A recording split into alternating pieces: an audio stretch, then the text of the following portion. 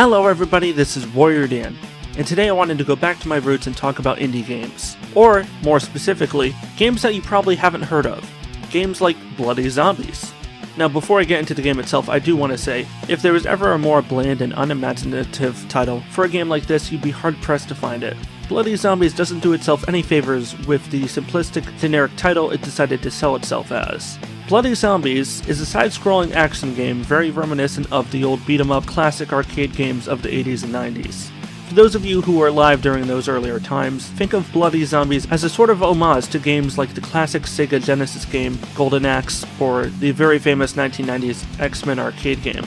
In Bloody Zombies, fight your way through waves of varying zombie types, including your generic slow-moving brain gobbling type, but in addition you'll also run into what appears to be zombified gang thugs, who prefer to charge at you and sieve you with their knives, rather than outright eat you. You'll also run into special higher difficulty enemies, mini-bosses essentially that have special abilities or special weapons, and can have slightly more health than your average undead minion. In order to survive, you'll need to string your attacks together to form combos. In addition, you'll also constantly need to stay on the move, that way you don't get surrounded and subsequently ripped to pieces. The art design for Bloody Zombies is a highly stylized 2D approach, which when combined with the game's lighthearted tone, works pretty well for the most part. The character dialogue, environments, and objectives seem to take much inspiration from classic modern zombie games like Left 4 Dead 2 and Dead Island, with the characters all expressing a bit of dry humor and objectives taking the form of small puzzles with moderately cool looking destroyed environments in the background. Now environments aren't just pretty art to look at, smash boxes and other small objects in order to find and collect hidden loot, and even smack enemies into environmental objects like cars in order to do a little bit of extra damage and to look cool.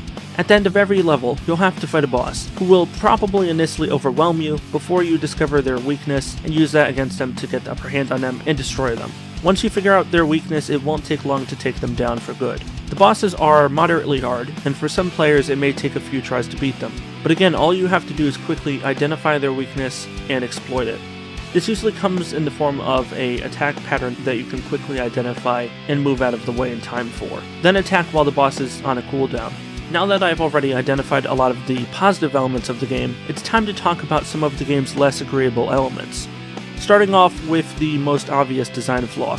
This game was meant to be played specifically on an Xbox controller. Should you, for some inexplicable reason, decide you want to play this PC game using PC standard controls such as a keyboard and mouse, why would you ever do such a thing? You would think the game would work perfectly well, but maybe that was asking too much.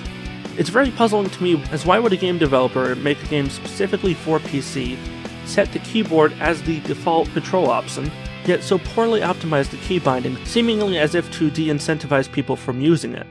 You're honestly telling me that you can't configure 10 or 12 basic gameplay commands onto a keyboard that has roughly over 80 programmable keys, yet simultaneously, you're somehow able to do so for a console video game controller that only has 11 buttons? I don't know about you, but I'm calling BS.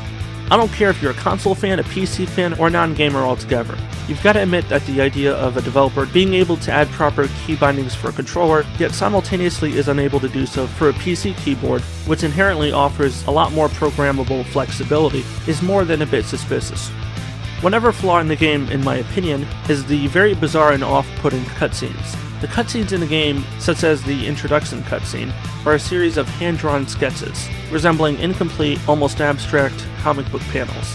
While I personally do like the comic book aesthetic, it just feels like I'm looking at an incomplete early access version of what would eventually become a fully fleshed out cutscene. Now the game is compatible with up to 4 players.